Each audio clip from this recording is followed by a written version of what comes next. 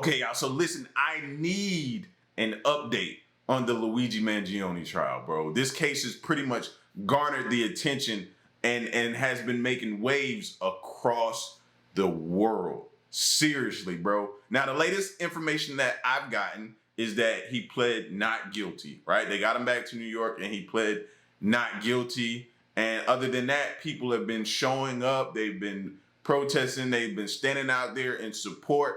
That's what I'm hearing right now. But I'm trying to figure out what's the latest development. So let's check this out. Luigi Mangione, the man accused of murdering United Healthcare CEO, arrived in court this morning. He pleaded not guilty to state charges, including murder as an act of terrorism. He is accused of killing Brian Thompson as he was walking to an investor conference in Midtown Manhattan on the morning of December 4th. The state case is expected to run parallel to his federal case. Mangione was brought to New York from Pennsylvania, where he was arrested after a search lasting several days. The state and federal indictments vary quite a bit in approach, but the biggest difference could be in the potential sentences. The maximum penalty for the state charges is life in prison without parole, but on the federal counts, he could face the death penalty. Here in New York. Now, that's what I heard more so about, the federal charges. I didn't know the state was going to run parallel with that. So I kind of figured they were going to try to hit him with that. And then now they're throwing in and out the errorism word, you know what I mean? I ain't trying to get flagged, but you know what word I'm saying. They throwing that on them too as well, which is crazy. So not one school shooter has been charged with terrorism. Punishment just does not fit the crime at all here. How do you feel about Luigi being hit with terrorism charges? I don't feel terrorized by the action that was committed because I'm not a billionaire. I want to know what America defines as terrorism, because I don't see that as an act of terrorism. Luigi pleaded not guilty to the 11 state and federal charges brought against him. Now it's the state that's arguing that the shooting was an act of terrorism. I'm a New Yorker. I live here in the city. I don't feel terrorized. I think that they're trying to hit him with whatever they can to give him the death penalty, and I think that that's gross. What terrorizes me is the healthcare system. This is by no means done to people that are out here committing mass murder. None of those people have been charged with domestic terrorism. One individual does one act on December 4th, and that somehow overrides and allows for all of this to happen. Not one school.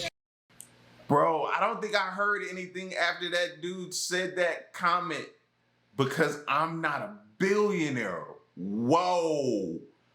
Whoa. You see what I mean by how much the people are out there expressing how they feel, how they are invested in this, how it affects them in every which way?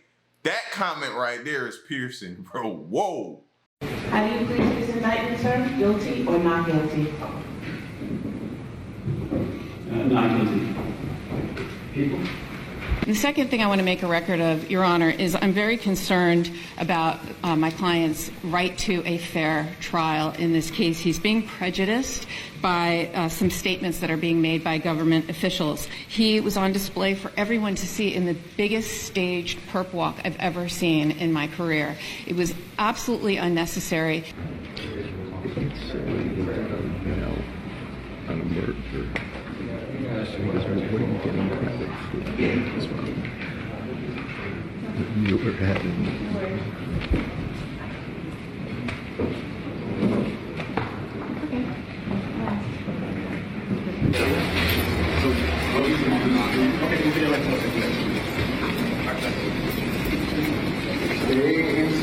To me, it doesn't seem like they've stopped perp walking him.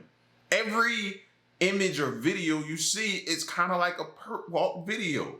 Now, to me, that's done strategically. Now, what's going to be interesting to see is how the defense plays this.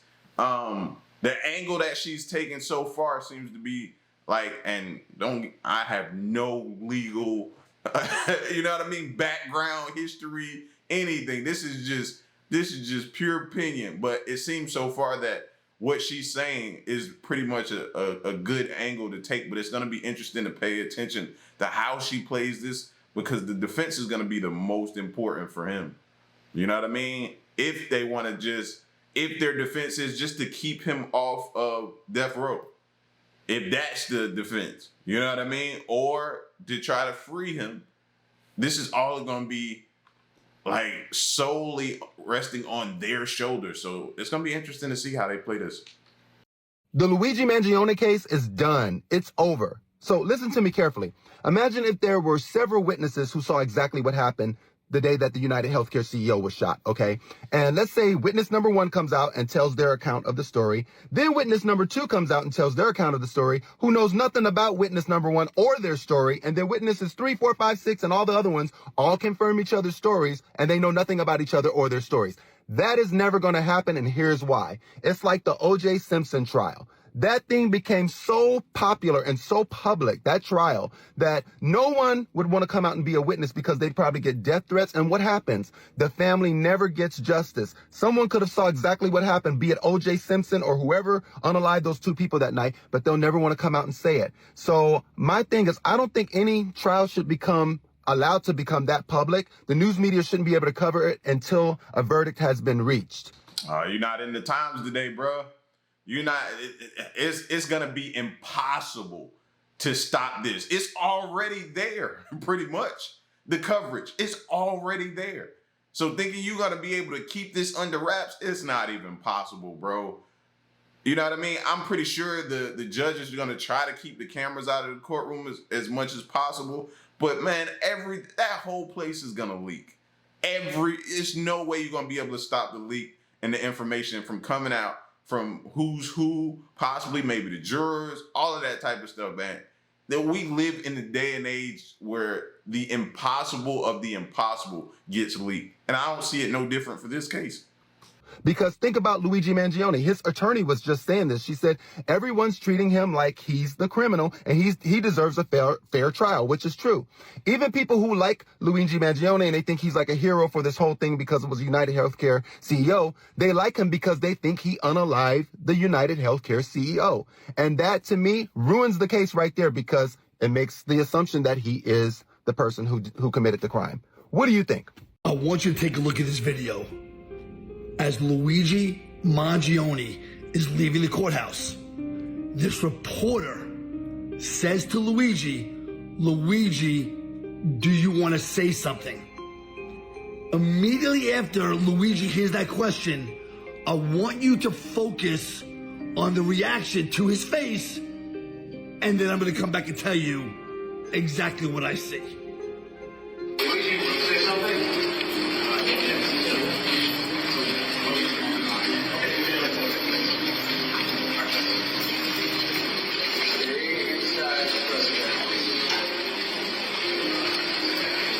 Now, unfortunately, the Midnight has got a little bit of experience with this shit. As much as you want to say something, as much as you want to scream and yell and talk, the directive from his lawyer is to not say one thing should come out of your mouth. But you see the reaction on his face, and you see the twitch. What does he want to tell us? What does he want to say? What is going on in Luigi Mangione's head? And the information that he's holding, that can absolutely turn this whole thing upside down. I've never been one to go down rabbit holes.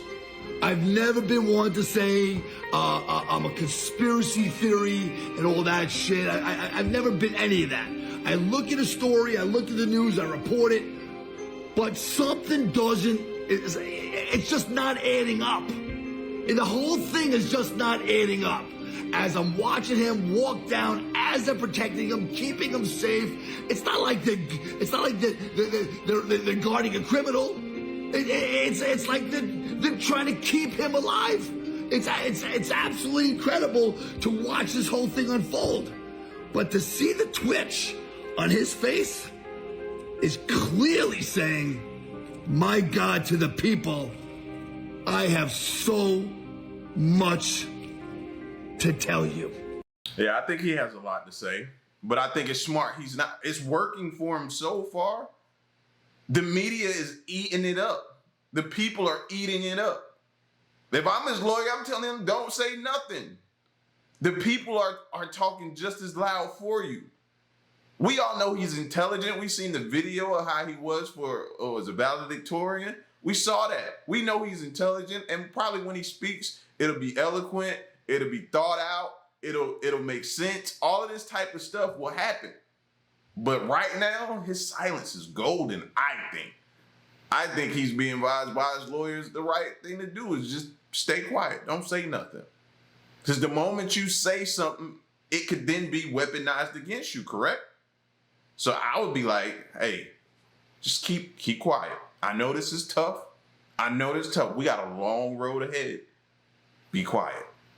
Luigi Mangione's pictures today in court were so strategic. When Luigi walked in court today, he knew where every single camera was. He was giving us a whole photo op from every single angle. And I'm personally convinced that his lawyers helped him play with this tactic very well after the media stunt of his perp walk. He said, y'all want to make me look like a fool during my perp walk like I committed the 9/11 attacks? All right then, I'll show you what I'm about when we get in court. After hearing Luigi's lawyer talk about how this was a disgusting media ploy in court today and she's never seen anything like this, I am almost 100% certain that she told him, when you go in that courtroom, you make sure you show your stuff. Give us a little smile, turn your cheek to the left, turn your cheek to the right. We are gonna make you look as good as possible. They're so good, like literally, but the one with the smile, it's like giving so calculated. Like, give us a little smile. We want to make you look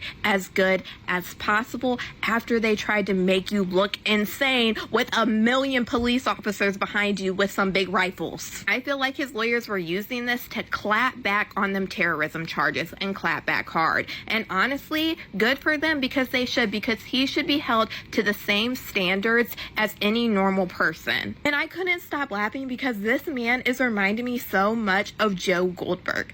Like the well-dressed, the smile. It is 110% giving Joe Goldberg vibes to me right now. I personally think that this play was very calculated and very smart. But y'all let me know what you guys think about all. I think every play will be calculated and smart. All the way down to the most minute detail will be calculated and done. The way he dressed, the way his facial expressions, when he smiles, everything will be done very strategic by the defense, bro. I'm serious. I am serious, fam. Pay attention. Pay attention. Signals from the lawyer. Watch the lawyer. When she may give him signals to do something. You never know. Catch it. That's like I said, but I don't know the cameras be, so I don't know how it's gonna be during the trial. Will we see? I doubt it will be loud in there. And another interesting part is going to be the jury selection. Boy. Here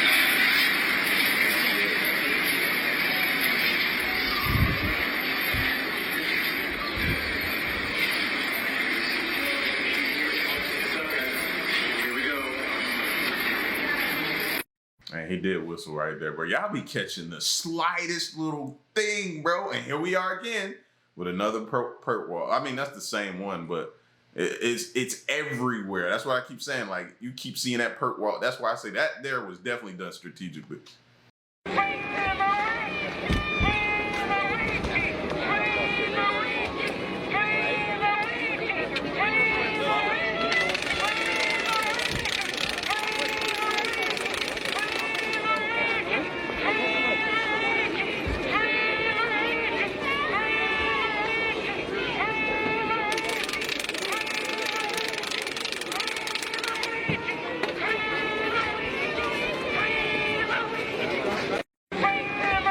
You know who is watching this as well?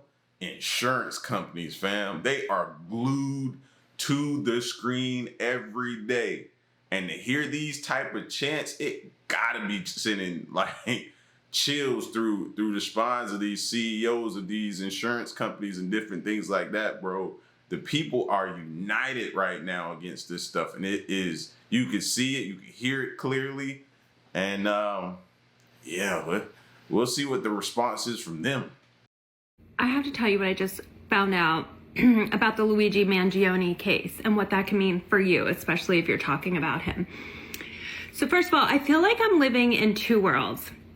The world in TikTok and then the real world. I was talking to a friend in Pittsburgh and I was like, oh, aren't you following the Luigi thing? And I was giving my opinion on it. And I was kind of like, well, the consensus is the people are rooting for Luigi. And she's like, what?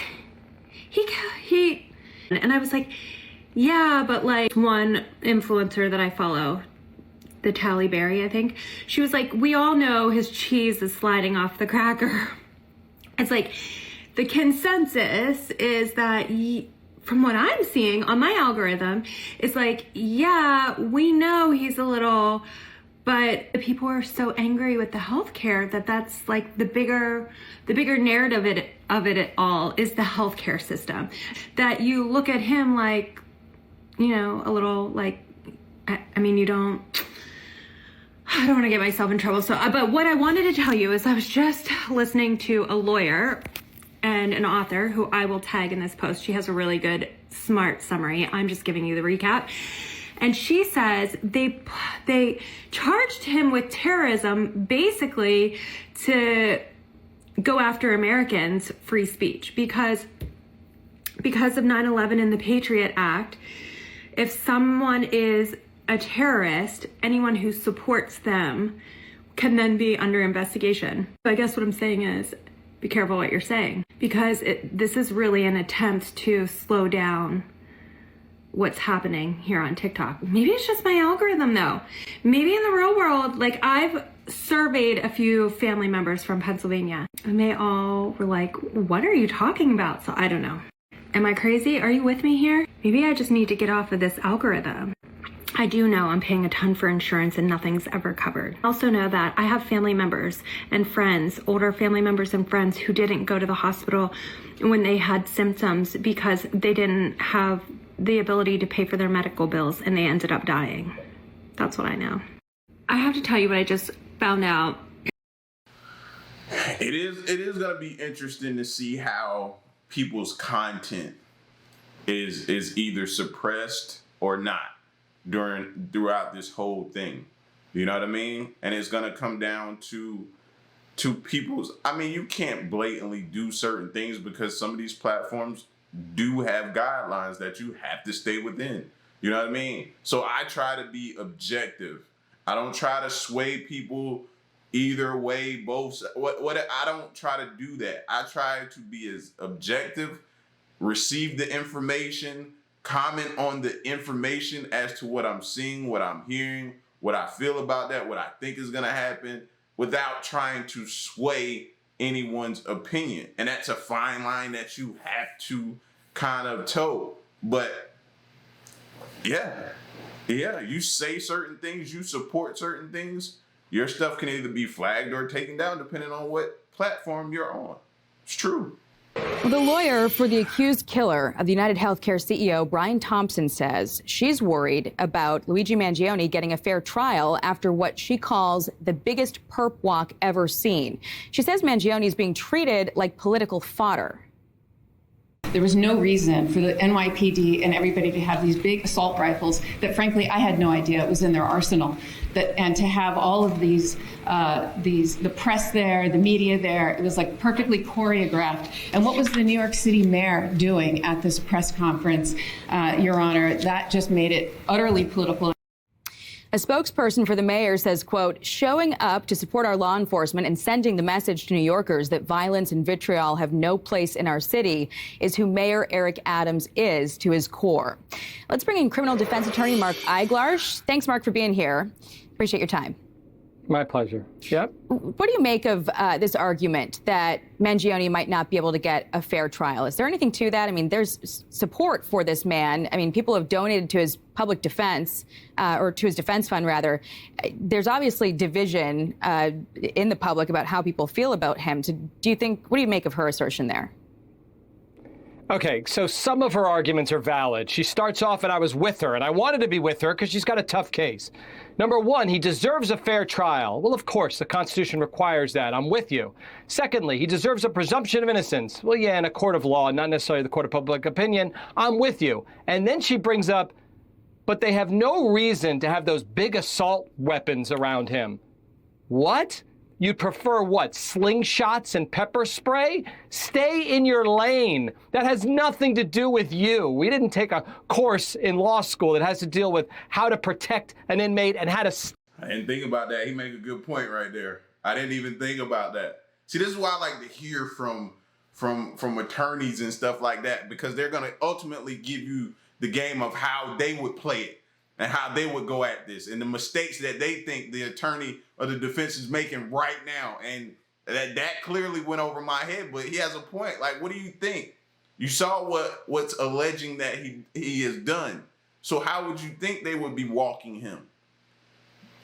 Good point.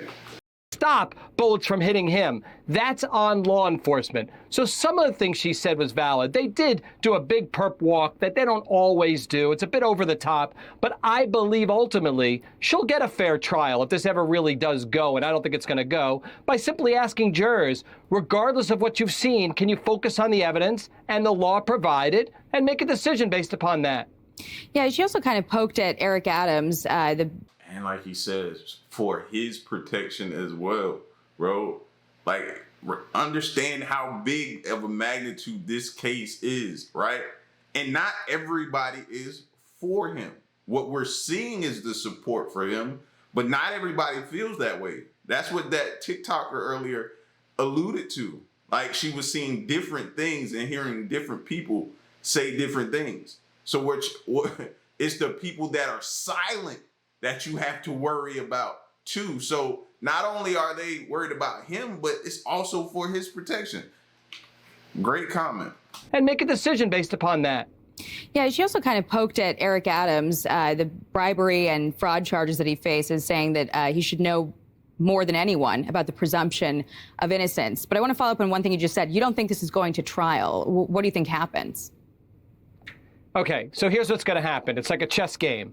The state charged him with a crime that could require a mandatory life sentence. And maybe that's enough to get him to go to trial. But then the feds say, aha, don't even think about it. You may get death if you want to go a couple rounds with us. And so he'll sit with his lawyer. She'll talk about his chances are so low, so remote, they approach almost no real value of actually winning on an insanity defense, which is the only thing that they could possibly argue. And he's going to say, well, do I want to spend my life in prison, or do I want to go spend it on death row before maybe I'm executed, maybe not? I think he'll go with life. Here's what a CNN legal analyst said about Mangione's attorney and the argument that he can't get a fair trial because of the factor of social media in this case. I want to get your reaction real quick. The defense and all of this social media thing that's coming onto, it looks as the prosecutor might have an issue as it relates to a fair trial. People love this guy, and we could debate whether it's appropriate, it's not appropriate. I've never seen anything like this, and so she was right, his attorney, that is, Ms. Agnifilo, to make that record, but I just don't know you can argue the lack of a fair trial when the social media has been so kind to him. Given your expertise, I mean, how do you tackle the challenge of social media in this particular case? You can't stop it because we have this wonderful thing called the First Amendment. The concern I have is for the prosecutors, because we have very disturbed people who somehow think that eliminating a father who has 2 young children over some cause is somehow justified.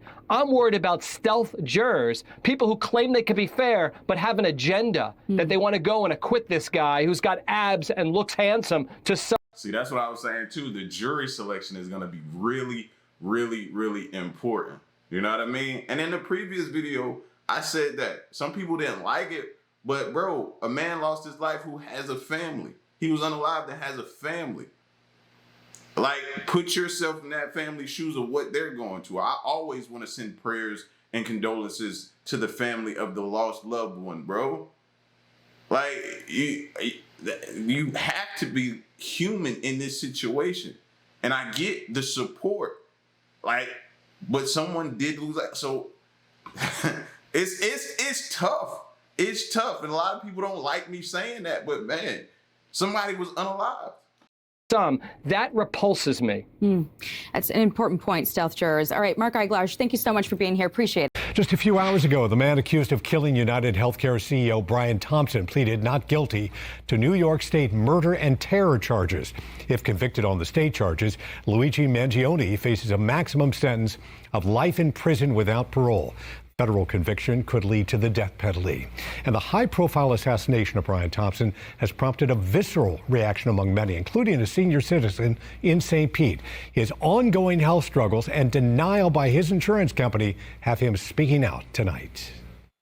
How can you deny me when you know I'm suffering? He has a famous name and a familiar story. A great, great singer. I like him. But this James Taylor is no musician. He does know a thing or two about inventions. I've had 4 U.S. patents. And what he views as insurance injustice. The pain brings tears to my eyes. The former bodybuilder and powerlifter, I've never drank or smoked in my lifetime, is battling a debilitating back injury. I've got 2 files right here that I work on every day. Cleveland Clinic. Taylor says his Medicare Advantage insurance company refuses to pay for the surgery his doctor says is needed. And they deny it. Keep on denying it. That denial. That's the part that gets me, bro. You know what I mean? That's the part that gets me. Knowing he needs, how is a person who needs healthcare denied? How is that even legal? You get what I'm saying? Like, I don't understand that. Like, for me, like, my mom having cancer, bro, and she was living in the South, in Georgia, right? And she didn't have the best insurance before she contracted it or whatever. If I can recall, I was so young.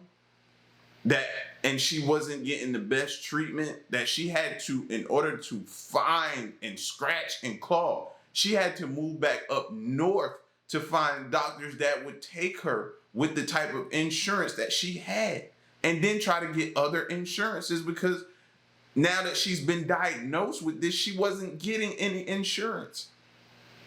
Like, how she fought and clawed all those years, because she battled it for like 20-something years. It's just it just amazed me. But man, the fight she took on and fought for insurance, bro, was insane. And to see somebody who clearly needs it, has all the information and the paperwork and documents and all this stuff to back it up that he was showing, and the scans of showing what he needs done, and still be denied, bro, it does make you question the place we're living. Because this is what you'll hear. You hear people say, man, and it got so bad that I had to go out of the country to receive some health care. How many people have you heard talk about that? It's truly sad. So don't get me wrong when I'm talking about the CEO and what happened to him. Don't get it confused with what I'm saying. Because this healthcare system is a joke. Of coverage struck an emotional nerve after the shooting death of United Healthcare's CEO, Brian Thompson. Sorry. It's time to stand up. While Taylor says he feels badly for Thompson and his family. Number one, of course, it's wrong. He views suspect Luigi Mangione as a folk hero who targeted the wealthy and powerful. It kind of resembles like a modern-day Robin Hood. Now that they've got number one is gone, over the hundreds of thousands of lives that have already been lost because of neglect. And these are the opiates. This is the oxycodone that I take. Without surgery, Taylor says he's become addicted to prescription opiates. Here I take up to 4 a day, and it all can be corrected and fixed. They won't let me get off of these drugs. Taylor says it's cheaper for his insurance company to keep him addicted to opiates than paying for surgery. The opiates, the morphine, the Oxycontin. For him, failure is not an option. Taylor spends his days deep in medical records and watched by his loyal dog. He wishes insurance companies were more loyal to the patients responsible for their enormous profits. All of their lives are in danger. But how about the lives of the people that are dying in the hospitals? All the people that are denied, all of the people that don't get the medical treatment they should, a lot of them die. James Taylor isn't giving up his fight, but he and his pharmacist are concerned with the amount of opiates he is taking for pain right now. He tells me he would gladly stop taking those drugs if his insurance company would, quote, let my doctors fix me.